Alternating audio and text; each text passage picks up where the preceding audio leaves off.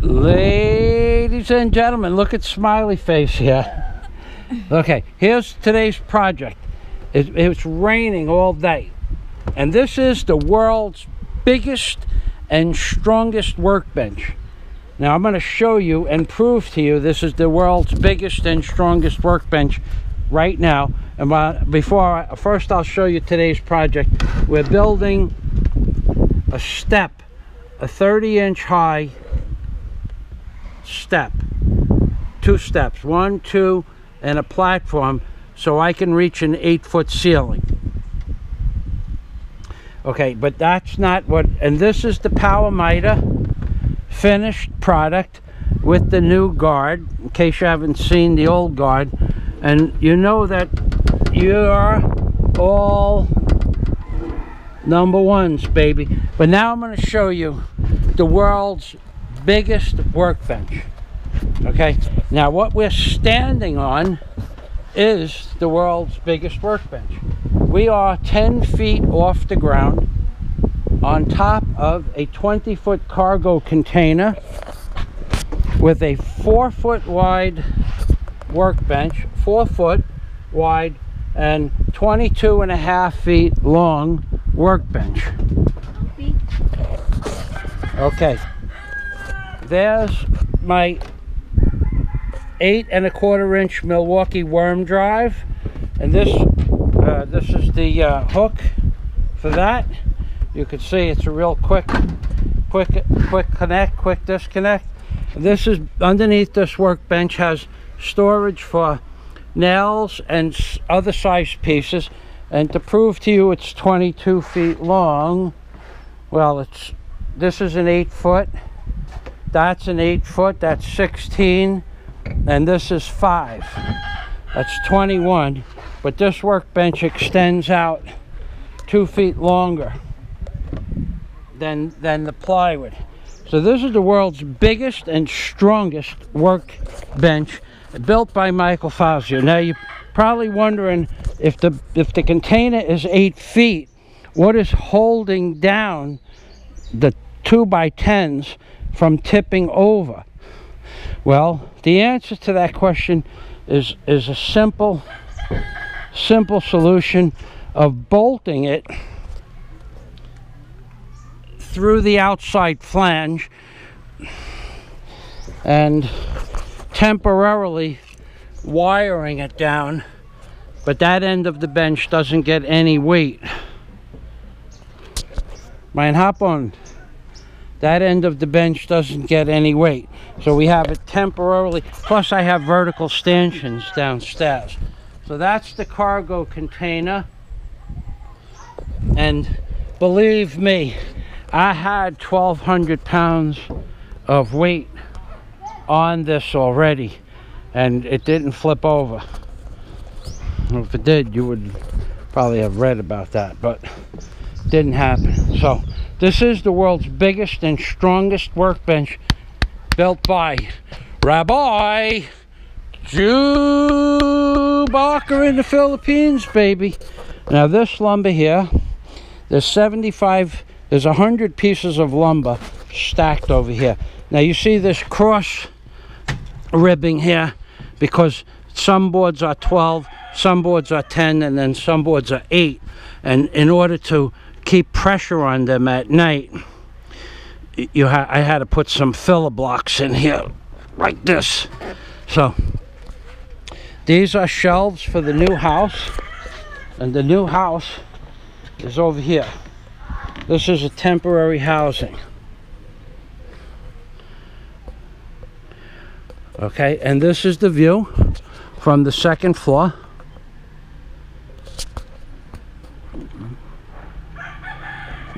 And this is the view from the 2nd floor that you will be getting. And that's a white sand beach over there. That's a white sand beach over there. And remember, for every $50 that's donated to my Patreon account, you receive 1 free night stay in the hotel, which is going over here.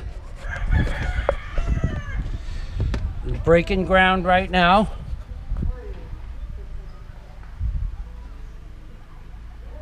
The hotel runs all along the green edge of the property towards the camera, 6.5 meters, and it's 15 meters wide, the property, 15 meters wide, 45 feet, and then deep it's 3.44, 5.5, almost 6 meters deep. And the rooms are going to be 3.4 meters by 3.4 meters. And the view, as I just said, once again, is going to be this. There is your white sand beach in the Philippines, baby.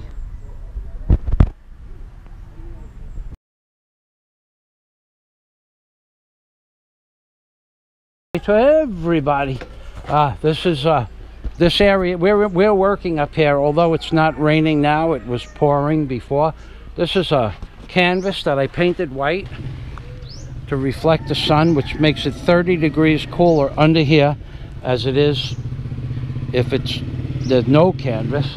That's a side canvas to block the side rain. These are shelves for the new house. These slats here, these slats are going to get painted both sides, at both 2 coats on each edge, and those are for the walls, the vertical seams on the walls of the house, because I'm going to put a little caulking underneath there. It's just going to be plywood, painted marine plywood, which, by the way, this marine plywood in the Philippines sucks. Don't make any assumptions that I'm exaggerating or kidding you. The lumber in the Philippines sucks. This is what happened. It had 1 coat of oil paint on it, and then it had 1 coat of latex on it, and this is what it blew up like this. Now yesterday I just painted this because I needed some scraps, but this is after 1 coat of oil, after 1 coat of latex on the edges. Now we're talking about the edges, and around the whole side it just blew up. Oh, I have something to show you. Oh, you're not going to believe this. Look at this piece of shit. Look at this. See this right here? This is Chinese marine plywood in the Philippines. Watch what happens when this was painted. 2 coats of oil, 2 coats of latex, 2 coats of oil. Watch. Nah, the water came out. But look, it blistered. This before, you could put your finger under there when it was raining and the water would come out. There's a pocket of water under there. A whole pocket. It's a hollow. It blew apart. With 2 coats of oil and 2 coats of latex, it blew apart. And that's it. This junk. Here's what Chinese plywood and China. This is where this crap is coming from. It's coming from China. In China, there's a stretch of land, from what I understand, from one of my friends. No, an acquaintance. Okay, I met him at a function. Told me that for 20 kilometers, there's a road, what's called Hardware Road or something like that. For 20 kilometers on both sides of the road, there's huge buildings, warehouses, thousands of square meters big and multiple stories high, and every piece of junk that can't be sold as firsts or even seconds, well, as firsts. Every mistake that China ever made in the history of, for whatever length of time they store garbage, is in those warehouses. You could buy bolts that the heads are oblong or the threads are not perfect, or you can buy Chinese plywood. Every one of these sheets is cut. Every one of these sheets is cut. Every one of these sheets is cut wrong. They're off like 1 degree. If this square is square, the square is square. That wouldn't be any good if it wasn't square. Every single one of these sheets is off. Don't get me started with this shit, because I paid good money for I bought this stuff not knowing that it wasn't right. It was seconds. Yeah, right there, quarter inch there. No, this space here is perfect. The edge, now look, see down, it's a 1/4 inch, and then follow it to the other side, and it's tight. Every single sheet. So everything you buy, and the owner of the lumberyard said, well, your other option is, instead of paying 700 pesos for a sheet of plywood, we can sell you the good Chinese plywood. This is the bad Chinese plywood. He didn't say it's the bad Chinese. It's the less expensive, the least expensive Chinese marine my balls. My balls are more waterproof than this stuff, for sure. There's nothing waterproof about this stuff. You can go anywhere that I have this plywood stashed, anywhere at all, and see it blowing apart. Anyway, here's one example. Okay. Here. Huh? Well, it's making a liar out of me. Okay, not there. Okay. Everywhere that this, oh wait, those plywoods were buried underneath tarpaulins. Let's find a couple that weren't buried underneath the tarpaulins. You can see this stuff is delaminating right now. Right here. Look. It's delaminating, and you can see it's been painted. See the paint inside there? It's 2 coats of oil and 1 coat of latex, and it's and probably 4 coats on the end. It's still delaminating. Getting back to the warehouses in China, you can buy anything that has ever been made. You could buy pipes, 4-inch, 5-inch, 6-inch diameter pipes with seams that are not so perfect. No, they won't hold. Let's say they're supposed to hold 2,000 pounds of pressure, steam pressure. Maybe these pipes might hold 500, but you can buy them there, and they just don't sell them as high pressure steam pipes. They sell them as seconds. But this plywood was not sold to me as seconds. It was sold to me as good #1 marine plywood. Good plywood, the best in the Philippines was the exact words. So this is the kind of garbage and the crap you get in answers. Why did you sell this to me? Well, this is all there is. Well, yes, this is all there is, but at least tell me it's going to delaminate. I'd have put 6 coats of paint on it. Welcome to the Philippines. And every person that sells you something that's not what you want, not what you need, there's no let me give you my refrigerator rant. I go to a refrigerator repair. I want to buy a refrigerator. He's got an old piece of junk, probably 12, 13 years old. Definitely 8 to 10 years old. He's got it apart, and I said, I want to buy a used refrigerator cheap. He goes, this is the one. This is the one right here. We have to put it together. We have to clean the door. We have to clean the egg tray and the drawers and the shelves. Okay. And we have to paint it. We'll deliver it to your house. He says, no. You will have it ready by 4 o'clock, and I'll be ready at 4 o'clock. I got a thermal imager. I shoot the thing. I say, you see this? If it's not cold when I come back here, if it's not plugged in and working, I don't want it. I'm just going to walk away. No problem. Doesn't speak a word of English. Daisy interprets. Come on over here. Come on over here. So I tell him, make it clear, we're coming back at 4 o'clock. We are going to be back here at 4 o'clock in the afternoon. Come around this way, honey. Okay, so we're coming back. So at 5 minutes to 4, 10 minutes to 4, we come back, and there's the refrigerator right there, yeah? Sitting there, all painted. And the guy goes, there's your refrigerator. It's ready to go. We'll deliver it for you. I said, no. I'll take it home with the truck. He goes, it'll get scratched. I said, I don't care if it gets banged up 6 ways from Sunday. It just has to be cold. Yeah, did I say that? Yes, you say that. Okay, so I take the thermal, I go like this with the door. I go like this. Here's the door handle. I put my finger on it because I'm going to test the rubber seal. And I went like that, and the door flipped open. The rubber seal, the rubber was hard, the magnet was gone. The magnetic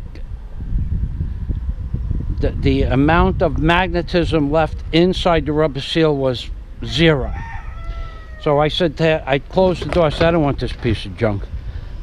I told you to have it ready. It's ready, sir. It's ready. We'll deliver it. I'm going, what are you going to deliver me? You're going to deliver me with a refrigerator with a door that doesn't close? Because I looked in the side and the door was open about 3/32 of an inch, the whole side. So he closes it with his hand and he goes, no, it closes. I said, yeah, it closes, but it doesn't seal. He goes, oh, that's a door adjustment. And I said, no, it's not. He goes, yes, it is. I says, he goes, we'll have it fixed in 5 minutes. So 10 minutes later, I say, you going to fix this thing or not? But I know he can't fix it, so now I'm just jerking him around like he jerked me around. So the guy comes and opens up the cap on the top of the ring. He can't. I says, you can't adjust it like that, dude. It doesn't adjust in or out like that. You're not gonna. It's not gonna. The door is perfectly lined up with the top of the refrigerator, perfectly lined up with both sides. There is no more adjustment. He insists there is. He fools around with it for 5 more minutes. So he tells me, don't worry, sir, we'll bring it to your house. It'll work. I said, no, I don't want it. Why? Why don't I want it? He actually asked me why. It's because it doesn't seal. He goes, well, here, this is what we're going to do. Hot water, right? Yeah, they will put hot water. Hot water where? In? On the seal, yeah? Yeah, on the seal. Yeah, he's going to put some hot water on the seal. I'm a jet mechanic. I said, that ain't going to work just for a few hours. It'll work until the rubber gets cold again. It's going, the elastic memory in the rubber is going to go back to where it was. So I said, aside from that, this refrigerator is 10 years old. And the guy says, what did he say? It's 2 years old, sir. It's 2 years old, sir. And the guy whose truck I was using started laughing so hard he thought he was going to lose a lung. Dennis, yeah? And we both, I said, what are you kidding? And there was, here, this is what you get in the Philippines. This is what you get. You buyer beware. There was a seal on the back of the refrigerator that said serviced in 2015, June of 2015. So theoretically it was serviced 2 years ago, but he said it's 2 years old. But the plastic was this color, yellow. It was beige, yellow, and a little bit of white, like brown.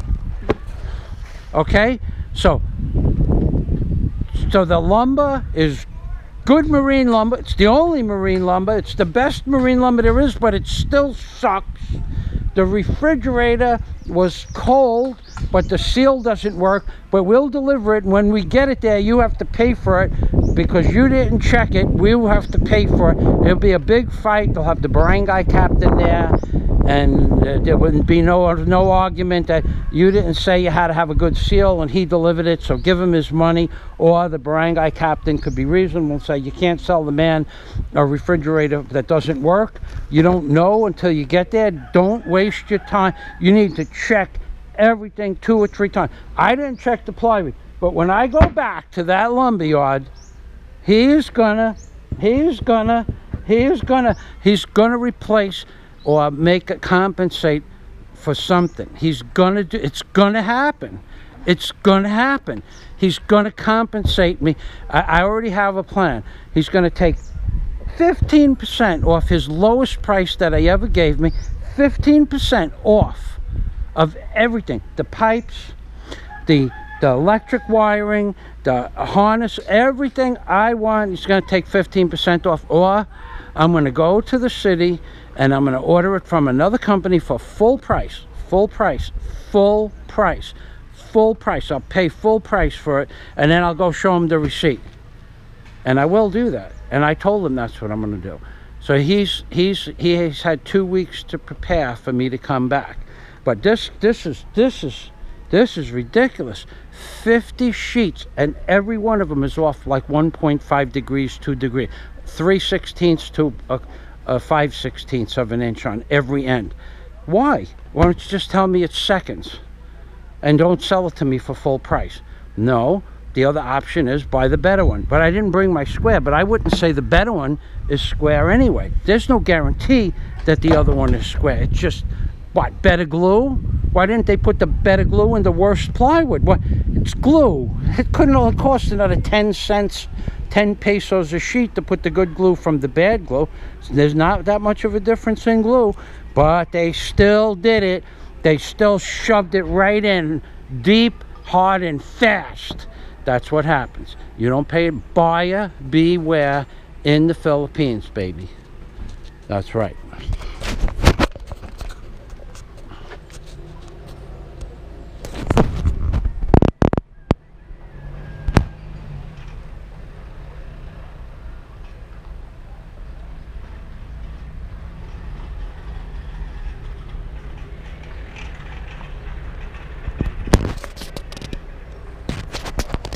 Ha!